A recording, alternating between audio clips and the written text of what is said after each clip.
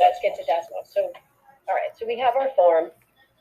You can see that it embedded. Yay, woohoo! Desmos is really cool for graphing, but they do also have calculators online, a four-function calculator and a scientific calculator. So all those kids that say, "Oh, I don't have a calculator at home," it's okay, kids. Desmos can take care of that for you. Now, the one caveat with this, when you embed Desmos into Pear Deck, the students don't have the ability to actually sign in and have it authenticate. We've tried; it doesn't actually truly work. So even though you can we couldn't get it to work. So I know. So if that you guys doesn't mean can get it's it not to work, doable. or Risa can get it to work, all the power to you. I'll bow down and add it to the slide deck. But I couldn't get it to work. But what you can do is you can give them a blank graph to play with. They could take a screenshot of it and save it for later.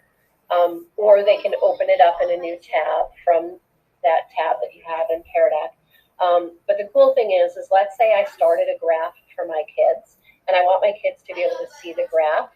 I can do it in Desmos, and then I can share that graph and embed it in the slide for the kids. Now what you're seeing is an embedded graph from Desmos, and you can play with it, but just remember it's not going to save. Right. Unless you move out of that tab and go to Desmos in another tab. Right. And if you see this graph here, guys, if you want something different, you have to create in Desmos, you have to create the new graph and re-embed it. It doesn't live update. Okay. Right. This is not one like Padlet where it would live update. Pretty much the stuff that you embed with the embed code isn't going to live update, whereas the stuff that you embed with a link is going to usually live update. And that's a pretty big difference. That's a big difference. Okay.